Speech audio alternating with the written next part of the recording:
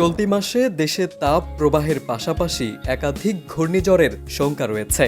এছাড়া এই মাসে প্রায় ৮ দিন কালবৈশাখী ঝড়ের আভাস পাওয়া গেছে। বুধবার বাংলাদেশ আবহাওয়া অধিদপ্তরের উপপরিচালক মোহাম্মদ মমিনুল ইসলাম স্বাক্ষরিত মে মাসের পূর্বাভাসে এসব তথ্য জানানো হয়েছে। আবহাওয়ার পূর্বাভাসে বলা হয়, মে মাসে বঙ্গোপসাগরে ১ থেকে ৩টি লঘুচাপ সৃষ্টি হতে পারে, যার মধ্যে ১ থেকে ২টি নিম্নচাপ ঘূর্ণিঝড়ে রূপ নিতে পারে। দেশের কোথাও কোথাও ১ থেকে ৩টি মৃদু মাঝারি এবং ১ থেকে ২টি তীব্র তাপপ্রবাহ বয়ে যেতে পারে। এছাড়া চলতি মে মাসেই দেশে ২ থেকে ৩ দিন বজ্র ও শিলা বৃষ্টিসহ মাঝারি তীব্র কালবৈশাখী ঝড় হতে পারে। তবে এই মাসে দিনের তাপমাত্রা স্বাভাবিক ও রাতের তাপমাত্রা স্বাভাবিক অপেক্ষা বেশি থাকতে পারে বলে জানায় আবহাওয়া অফিস।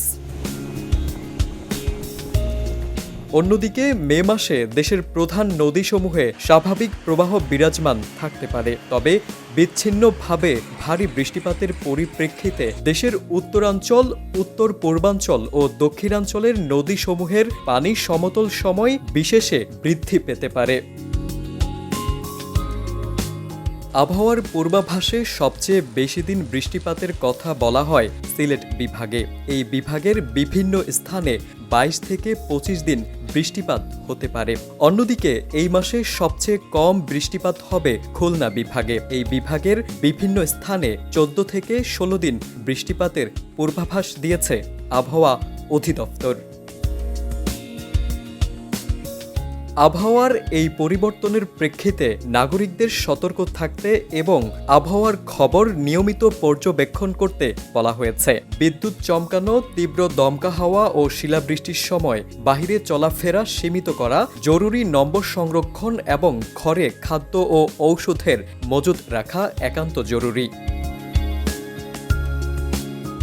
বিশেষ করে কৃষিজ এলাকায় বসবাসরত ও কৃষিকাজের সঙ্গে জড়িত মানুষদের সতর্ক থাকা অত্যন্ত গুরুত্বপূর্ণ। আবহাওয়ার এই বৈচিত্র্য তাদের ফসলের উপর প্রভাব ফেলতে পারে। বাংলা মাসের প্রথম মাস বৈশাখ। এ সময় কালবৈশাখী ঝড় হঠাৎ করেই শুরু হয় এবং ভয়াবহ ক্ষতি হতে পারে। তাই নিজের ও পরিবারের নিরাপত্তায় সতর্ক থাকা জরুরি। তারেক আজিজ, সময়ের আলো।